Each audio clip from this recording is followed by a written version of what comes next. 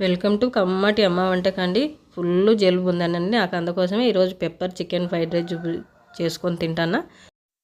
నా మాదిరిగా పరిచయంతో ఎవరైనా ఇబ్బంది పడుతుంటే ఇది తప్పకుండా చేసుకోండి. నోటికి సూపర్గా ఉంటుందండి పెప్పర్ చికెన్ ఫ్రైడ్ రైస్. మనకి అదిగాక చలికాలము, అందులో వర్షాలు పడుతున్నాయి. ఈ వాతావరణం చేంజ్ చేయడానికి మనకి ప్రతి ఒక్కరికి ఎక్కువ జలుబులు వస్తున్నాయి. అదిగాక మనం నెల రోజులు నాన్ వెజ్ తినుకోకుండా ఉన్నాం కదా, కార్తీక మాసం అంతా. మంగళవారం కదా, ఈరోజు చేసుకుంటానండి. నేను ఈ వీడియో పెట్టేదానికి ఓ రోజు 2 రోజులు అవుతుంది నేను ఎడిటింగ్ చేసి.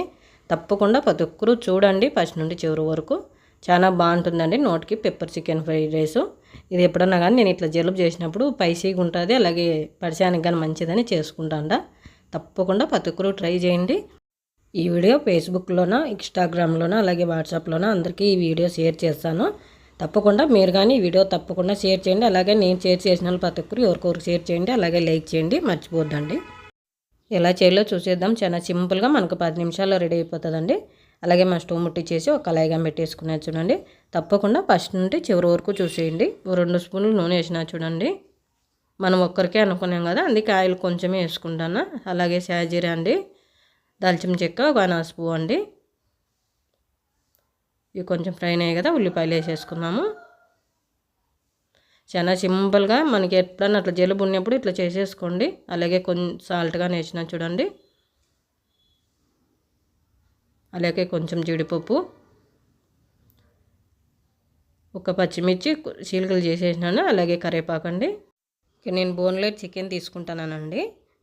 కడిగి క్లీన్ చేసి పెట్టుకొని బోన్లెస్ చికెన్ అండి. మీకు ఇంకా కొంచెం ఎక్కువ ముక్కలు ఇష్టంగా తినే వాళ్ళైతే కొంచెం ఇంకా ఎక్కువ వేసుకోండి. నాకైతే ఇమైన సరిపోతుందండి, ఒక పూటకే కదా. అలాగే కొద్దిగా పసుపు,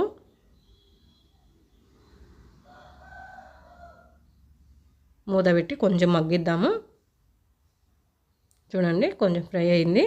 ఇప్పుడు కొంచెం అల్లం వెల్లుల్లి పేస్ట్ నేను ఫ్రెష్గా కొట్టుకున్నానండి. మనకు అప్పుడే నోటికి కమ్మదనం ఉంటుంది.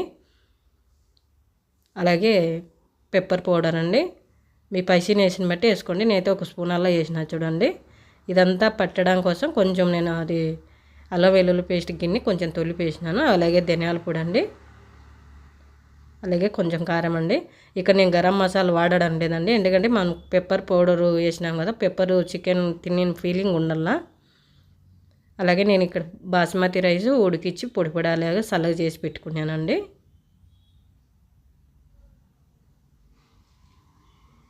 కొంచెం కొత్తిమీర అండి, చిన్నగా తరిగిన కొత్తిమీర వేస్తాను.